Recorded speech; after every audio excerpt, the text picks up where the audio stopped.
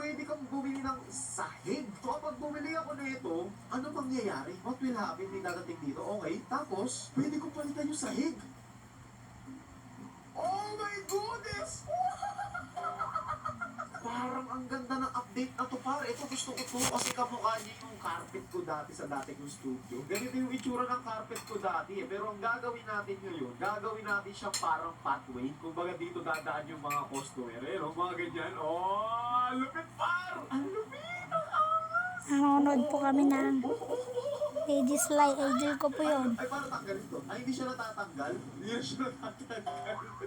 What if, kapag diniinan ko to, meron na silang snapping option. Kumbaga, mas madali na natin siya maa-align. Tignan natin. Hindi, wala pa rin.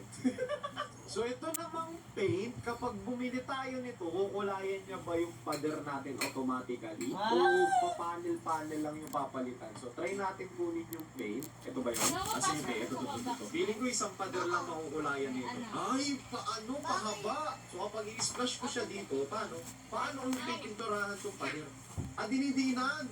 Oh! Madami kang makukulayan! Oh! Ang ganda! Ang ganda, par! Tapos itong nakikita yung tiles, naisip ko, gawin ko na nga lang siyang ganyan lahat. Kasi parang ang pangit niya tignan lalo, pumangit bigla. Kanina maganda yung biglang pumangit Parang ayoko nang gawin. Siguro lahat na ng tiles gagawin natin ganyan. Kasi ito yung gusto kong color Monochromatic, par. Gusto ko yung colors na dark para masarap sa... All my fellas. Dark. All my fellas. Dark. All my fellas. Chill, ano to? Bakit biglang dumami tapos mayroon pang tall rack? Ano to? Dami! Mayroon pang freezer single, freezer triple, display. Wow! Wow! Ito. Parang ganito yung mga display sa Miniso At kung mapapansin niyo naman po, ang ganda na po ng ating supermarket par. Tingnan niyo naman yung pader at yung ating sahig. Talaga nga naman aesthetic. Aesthetic pang aesthetic.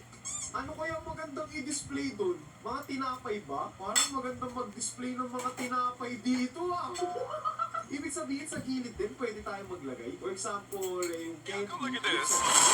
Hindi, dito sa likod. Or pwede sa gilid. Hindi. Pero ang angas po. Hey, y'all, come look at this. What? Ang lupit!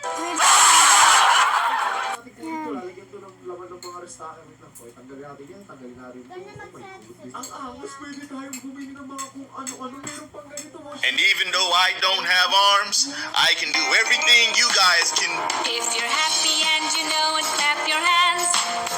If you're happy. Par, ang angas. Yan yung hinahanap ko na klase ng shelf par. Yung pwede sa sulok. Oh my goodness. Ang ganda ng update. Oh my goodness. Ang ganda ng...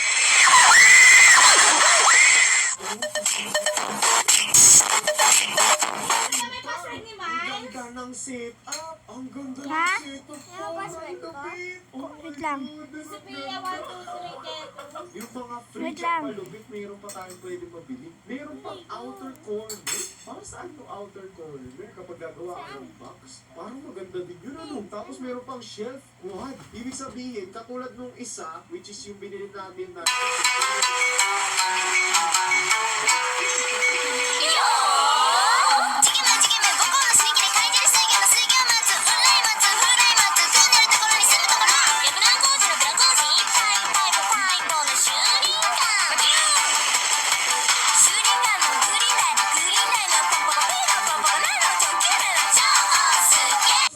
So hindi ako sure kung dumami yung product license, pero parang nadagdagan nata ng mga tatlo, pero hindi ako sigurado. Pero dito sa group, kung makapansin nyo, parang dumami talaga siya.